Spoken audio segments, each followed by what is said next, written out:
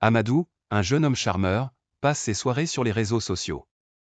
Il adore séduire des filles qu'il ne connaît pas, jouant de son charisme derrière un écran. Un jour, il tombe sur le profil de Haïté, une jeune femme d'une beauté à couper le souffle. Envoûté, Amadou engage la conversation avec Haïté.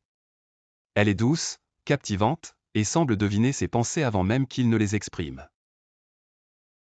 Les échanges deviennent de plus en plus intimes, et un soir, Haïté propose qu'ils se rencontrent dans un hôtel discret en bord de mer, à Yoff. Amadou, excité par la rencontre, accepte sans hésiter.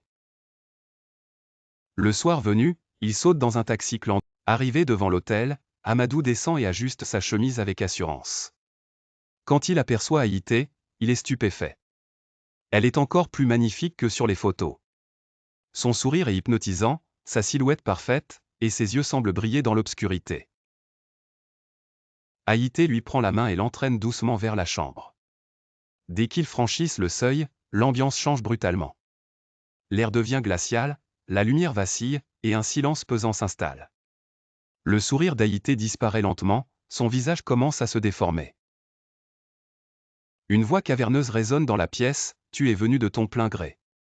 Tu ne repartiras pas. » Le cœur d'Amadou manque un battement.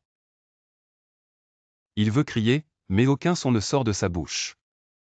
Autour de lui, les ombres sur les murs prennent vie, dansant d'une manière grotesque. Haïté n'est plus humaine. C'est un djinn. Des murmures diaboliques envahissent la pièce, et dans le miroir, Amadou aperçoit son propre reflet, décomposé, blafard, comme s'il était déjà mort. Il sent une force invisible l'écraser, son souffle devient court. Il est piégé.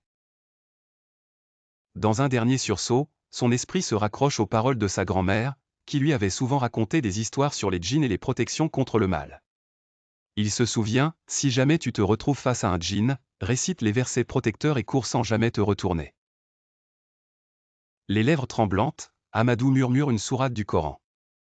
Immédiatement, Haïté pousse un hurlement strident, un cri venu d'un autre monde.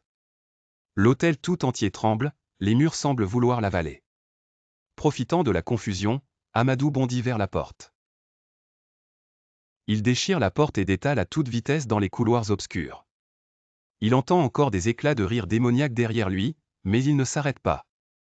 Il court, court, court, jusqu'à se retrouver en pleine rue, haletant, en sueur, le cœur battant comme un tambour de sabbar. Le taxi clando qu'il avait déposé est toujours là. Il grimpe à l'intérieur, incapable d'expliquer ce qu'il vient de vivre.